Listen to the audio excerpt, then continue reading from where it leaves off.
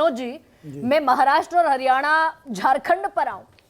महाराष्ट्र हरियाणा झारखंड मात्र 3 महीने में है, उत्तर प्रदेश 3 साल में है, लेकिन उत्तर प्रदेश बड़ी कसौटी होने वाला है क्या? और अभी साफ कहा, शीतल जी ने भी कहा, मनोज राजन त्रिपाठी ने भी कहा कि अमित शाह वर्सेस योगी आदित्यनाथ, और यही दिखा इन चुनावों में लोकसभा में।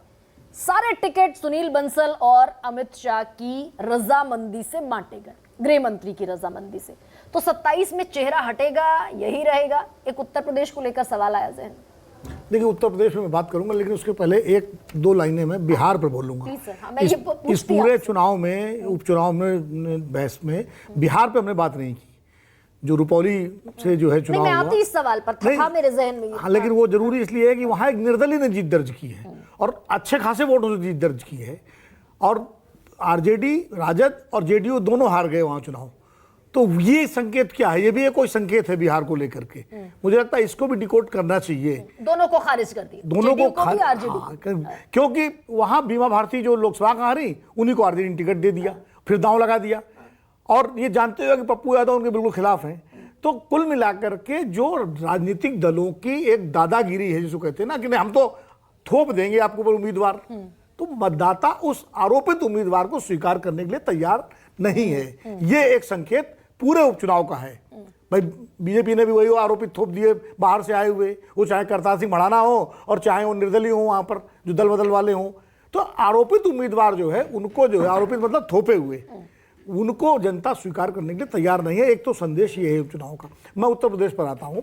उत्तर प्रदेश की, जैसा मनोज भाई ने कहा, बहुत बेहतर तरीके से उन्होंने व्याख्या की कि उत्तर प्रदेश में देखिए, जब जहाज बहुत बढ़िया चल रहा होता है तो सारे मतभेद, सारे झगड़े किनारे हो जाते हैं और जहाज में लोग बैठ के बढ़िया हवा खाते हैं, सेटल डाउन हो जाते हैं। नहीं, फिर तो लगता है गाड़ी चली रही है।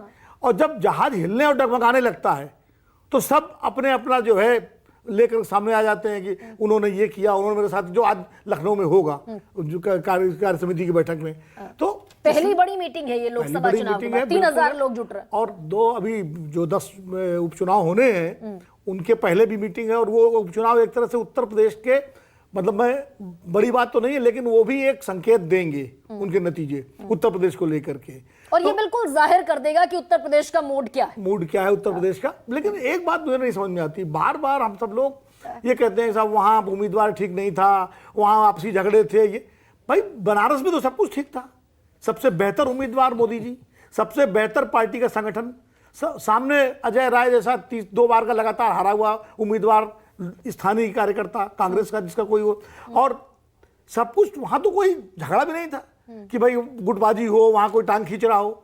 फिर भी अगर 4.5 लाख से 1.5 लाख की लीड रह जाती है, 1 लाख कुछ की, 51,000 की, तो क्या कारण, असली कारण तो आप ये कह रहे हैं, यहाँ खोजना चाहिए। आप तो और बड़ी बात कह रहे हैं विनोद जी, यानी कि योगी आदित्यनाथ तक समस्या सीमित नहीं है, समस्या और आगे जाती है। मैं आपको एक उदाहरण, योगी आदित्यनाथ के इर्द गिर्द, गोरखपुर के इर्द गिर्द की सीटें बीजेपी जीत रही है। बीजेपी गोरखपुर जीतती है, बीजेपी बांसगांव जीतती है, बीजेपी महाराजगंज जीतती है, ठीक है, देवरिया जीतती है, बलिया हार गई अलग बात।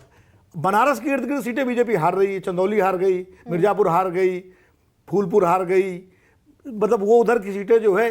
तो ये विश्लेषण करना चाहिए भारतीय जनता पार्टी को, और हम सब योगी का चेहरा हटाना ही एकमात्र सॉल्यूशन नहीं हो सकता। योगी का चेहरा हटाना या रखना, ये गुड़ भरा हंसिया है कि इसको न उगलते बन रहा ना निगलते।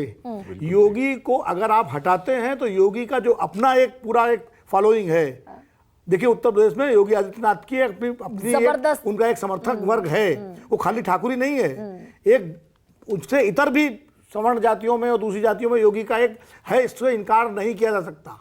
और दूसरी तरफ जो केंद्रीय नेतृत्व है वो सारा जिम्मेदारी योगी पर डालने की कोशिश में है। तो ऐसे में आप हटाते हैं तब क्या नतीजे होंगे, नहीं हटा पाएंगे, नहीं हटाते हैं तब क्या नतीजे? नहीं विनोद जी, एक सेकंड, बड़ा स्पेसिफिक जवाब, हटा पाएंगे या नहीं हटा पाएंगे? नहीं, हटाना तय कर ले भाई। केंद्रीय नेतृत्व तो कल्याण सिंह को हटा ही दिया था। नहीं, मध्य प्रदेश में हुआ, ये वही स्थिति है। शीतल भाई बैठे हुए हैं, जो कल्याण सिंह के समय, अटल जी और कल्याण सिंह के समय स्थिति हुई थी 1999 के चुनाव के बाद, बिल्कुल वही स्थिति उत्तर प्रदेश में है इस समय, केंद्र और उत्तर प्रदेश में भारतीय जनता पार्टी को लेकर के। कल्याण सिंह को हटा दिया था भारतीय जनता पार्टी ने। कल्याण सिंह भी उस समय हिंदुत्व के फायर ब्रांड नेता थे अयोध्या के बाद, योगी से भी बड़े थे उस समय भारतीय जनता पार्टी में उतना बड़ा हिंदुत्व का कोई चेहरा नहीं था, लेकिन उनको हटाया और उसके बाद फिर 2004 में आपने नतीजा भी देख लिया। पहले 2002 में देखा विधानसभा चुनाव में, और फिर देखा।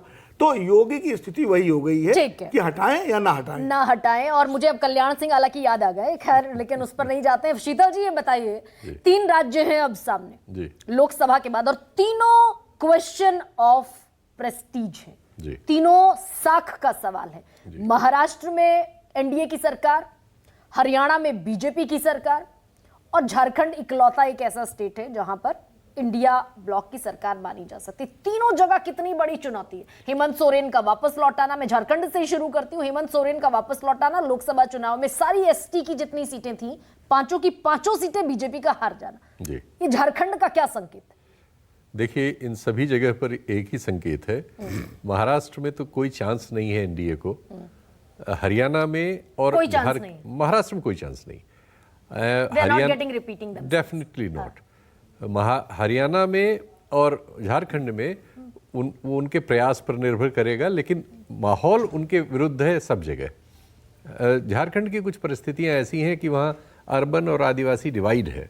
उस डिवाइड में कई बार टेक्निकली बीजेपी कुछ चीजें मैनेज कर सकती है, लेकिन पॉपुलर सपोर्ट वो खो चुकी है।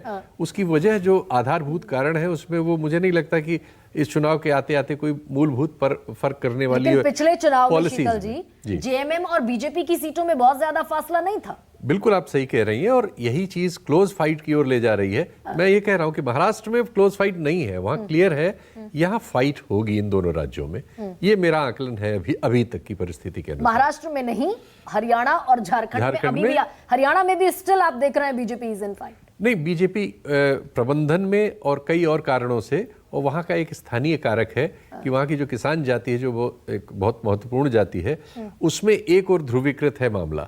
उसके रिएक्शन में कई बार बीजेपी को यह सफलता मिल जाती है कि वो बाकी सब लोगों को उनसे डरा के इकट्ठा कर लेती है। ठीक है सर, वो कम हो रहा है, लेकिन वो एक कारक है वहाँ पर। हाँ, सज्जन, महाराष्ट्र का गणित आपका क्या कहता है? कल एक बड़ी संपादक मेरे साथ थी चर्चा में, महाराष्ट्र को लेकर उन्होंने कहा कि 48% इंडिया और 33% एनडीए।